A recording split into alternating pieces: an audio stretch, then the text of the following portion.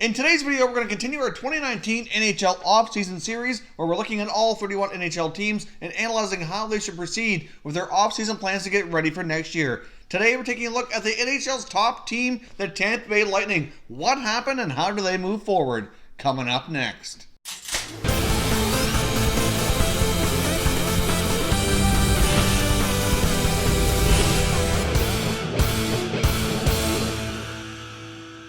Hey everyone, and welcome back to another video here at Top Shelf Hockey. If you're new to the channel, thanks for stopping by. We review and discuss all 31 NHL teams, so if you're a huge hockey fan, consider subscribing and clicking the bell so you don't miss anything. So today's video number 2 of 31 in this series. Tampa Bay will be the second team we take a look at. We did start with the Toronto Maple Leafs. If you missed that video, it'll be linked down below in the description as well as up in the YouTube cards, so you can check that out if you've already missed that one. But today we get on to the NHL's top club, the Tampa Bay Lightning here, who had a record season, absolutely incredible regular season, but fell victim to the sweep in the first round of the playoffs, and all that work is all for naught here. They will not be hoisting this year's Stanley Cup, even though they were the odds-on favorite by many, expected to go deep into the playoffs and likely have the best chance to win here after all they've accomplished this year. So now let's get started here in the opening segment by taking a look at their statistics as a team and their top scorers for the regular season.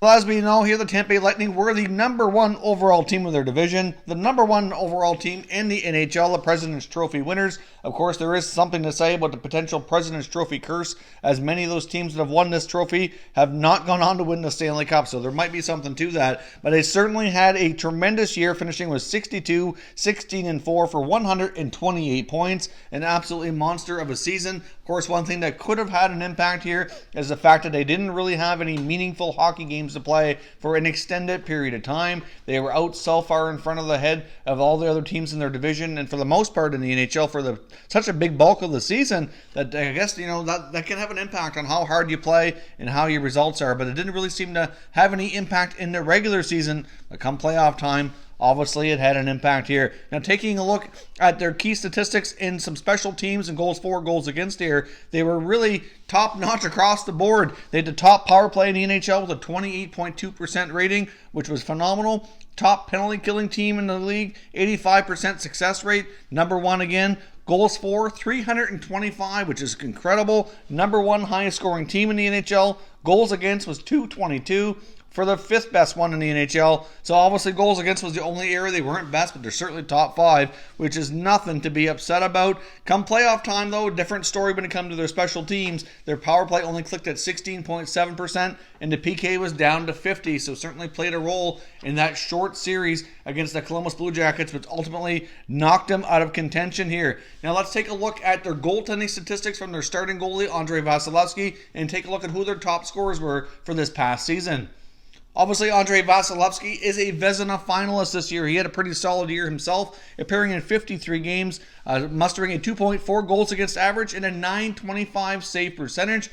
Since taking over for Ben Bishop as the starting goalie with the Lightning here a few years back, he certainly progressed himself up to be one of the more elite goalies in the NHL and certainly showed it this year, earning a Vezina Trophy nomination. So we'll see if he actually has a chance to win the award. As we know, he's one of the top 3 here, so I guess we'll see. He's up against Ben Bishop and Robin Lehner, so time will tell here before we know who wins. He certainly stands a pretty good chance in my opinion. Now let's take a look at some of the Lightning's top scorers here for the season. Obviously, these numbers are incredibly impressive. In the way for the Lightning this year, of course, is Nikita Kucherov with 128 points. What an amazing season he had. Obviously winning the Art Ross Trophy. He's a Hart Trophy finalist as well. So an absolutely tremendous year for Kucherov. As much as he's been great for the last number of years, he found a way to take his game up here yet another notch.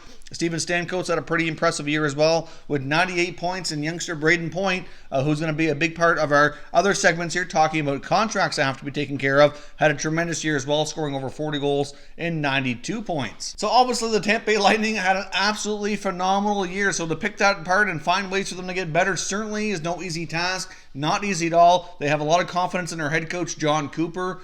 Cooper was given an extension near the end of the regular season. The exact terms were not released, but it's believed to be a multi-year deal with a fairly significant raise over his previous contract. Late in the year, we did talk about the fate of John Cooper and whether or not the playoff success of this team would have any kind of impact on whether or not he was not only retained, but how long of a contract he would get or how that would go for his future with the Lightning. We did talk about the fact that maybe if they didn't have playoff success, they might go in a different direction. Obviously, we found out, though, that the Lightning did not feel that way. We're not waiting around to see how the playoffs went. They had that much confidence in Coach Cooper that they decided to re-up him for a number of years here before the playoffs even started. Now, you can't help but wonder, though, are they having any second thoughts? And personally, I'm going to go ahead and say probably not, even though they're very disappointed in the result. And you could say to a degree that he was outcoached in that series. Is there really a better option on the market that they could look to right now to replace John Cooper? That's always a question you're going to ask yourself if things aren't going well with the head coach you have, especially when they've been there for quite a while and they've had a lot of success.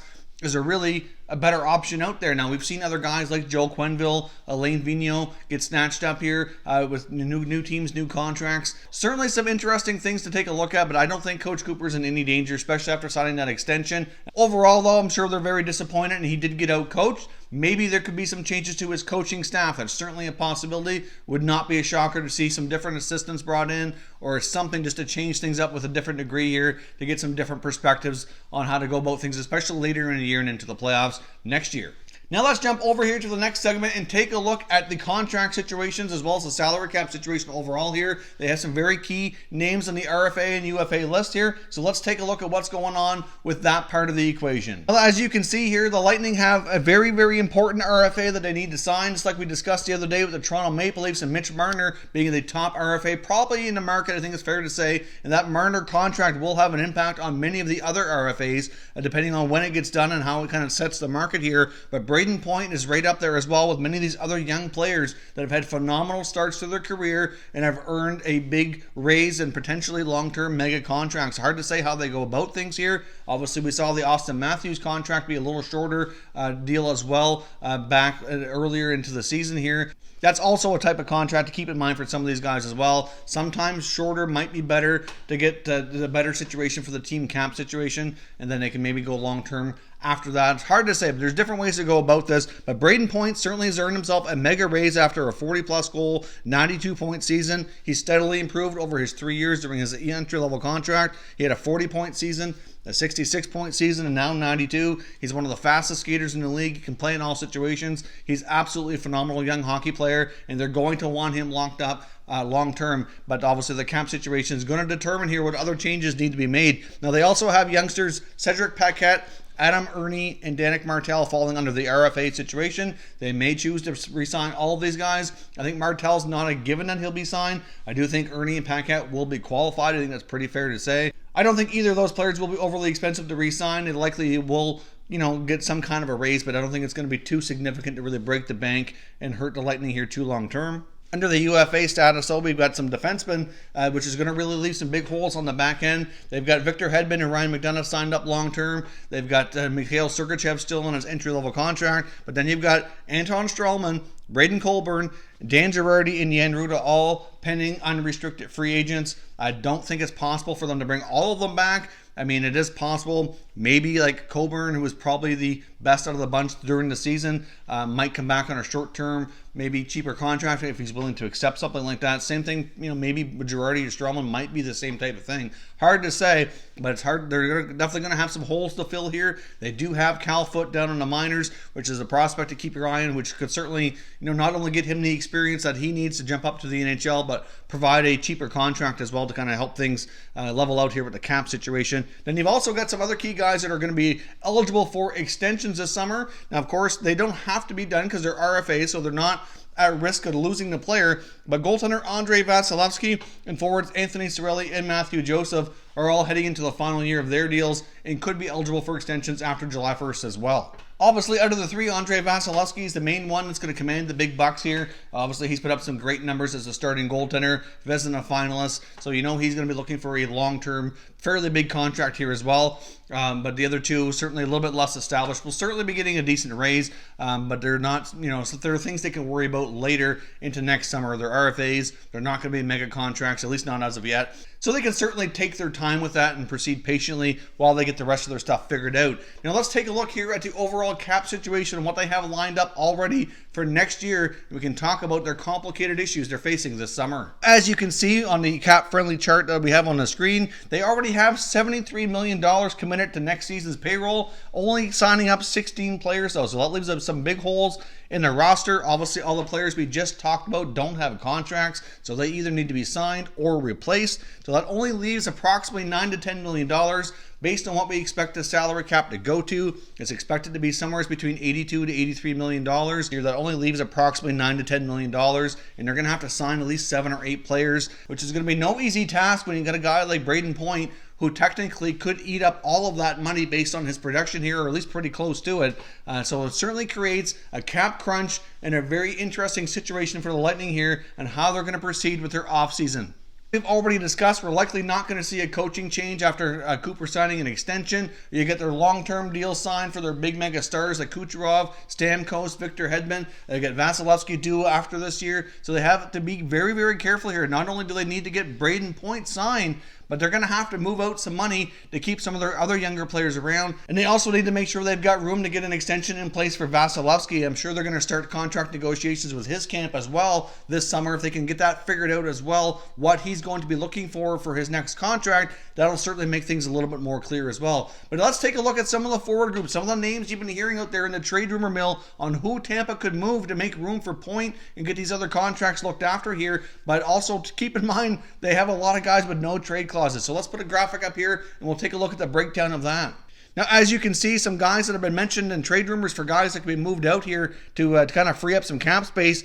You get forwards Andre Palat, Tyler Johnson, and Alex Killorn all have a no trade clause. So moving those guys will not be easy. All of their contracts do drop to a modified no trade with a certain number of teams they can either accept a trade to or whatever later into the contract. But for the coming season, they have full control over where they go if they're going to be asked to be traded. So that's certainly going to complicate things for sure. They may or may not want to go down that road and talk to them about their no trade clauses. It's hard to say how they proceed here. Now you could look at some other guys. What are their other options for trades? You got JT Miller making a pretty sizable contract, but he's also a very versatile forward. You got Yanni Gourde, who's certainly produced relatively well for the Lightning, and they just signed an extension to as well, which doesn't even kick in until next season. So obviously he would come with term, which is certainly a valuable asset to other teams looking to acquire somebody who can score. But you just signed him. He's a younger player. Do you really want to trade Yanni Gourde? Probably not, but you have to look at other options here. You also got Ryan Callahan, who has 1 more year left on his contract as well. Now you could look at either doing a buyout or a trade. If you can find somebody to take that contract off their hands, it's certainly going to help. But at the same time, you're going to have to give up a pretty decent asset with it to convince a team trying to get to the cap floor to help you out in that regard. So you may not want to do that. If you look at a buyout, Callahan can be bought out. Obviously, he's got 1 year left on that contract. That would save them about $3.1 million in next year's salary cap hit if they did that buyout, but it would add $1.5 million to the next year after that, because obviously they take the remaining contract value that they'd be required to pay him, spread it out over twice the term, which would be 2 years instead of 1. The preference would be to trade Callahan's contract and the player to go to another team.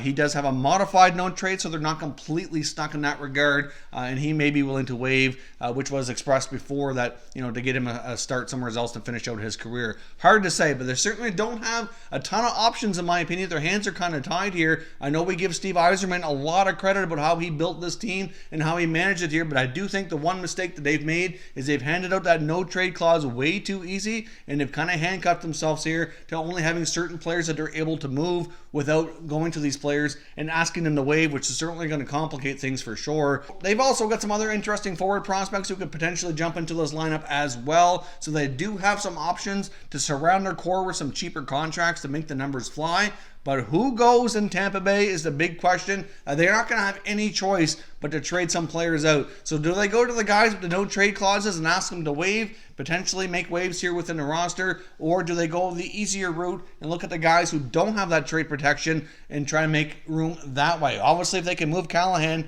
that would be huge. You throw in maybe a JT Miller or a Yanni Gourde as well, and suddenly that creates a lot of extra space, and then perhaps their questions are answered, but they're going to have a lot of holes on the fence. Even getting some guys signed even to cheaper contracts is going to take up a lot of room, so they're going to have to be very creative. I think Julian Breezeball is certainly up to the task. He's a bright young hockey mind in the NHL here, but he's not going to have any kind of easiness here to proceed with this offseason. I mean, they're going to keep that core intact but how do they fix their cap situation? Many of the more successful teams in the NHL are facing this. I know we talk a lot about some of the other teams around the NHL that are, what they're going to do and whatnot, but as you can see, and you'll find out through this series, in case you're not familiar with the cap and how it all works, there's many of the top teams that are really in the same boat here, and some tough decisions are going to have to be made. So, of course, as always, I want to hear your thoughts and your opinions. How do the Tampa Bay Lightning fix their cap situation? Who gets moved this summer? And what kind of deals are we looking at for Braden Point to get him under contract long term? If you're new to the channel, I hope you consider subscribing. We cover all 31 NHL teams,